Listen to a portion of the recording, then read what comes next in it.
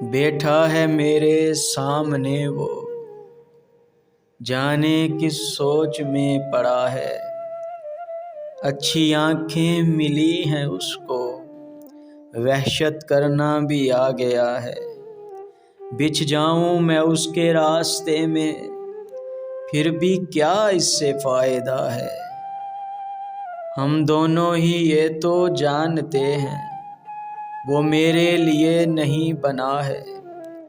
میرے لیے اس کا ہاتھ کافی، اس کے لیے سارا فلسفہ ہے۔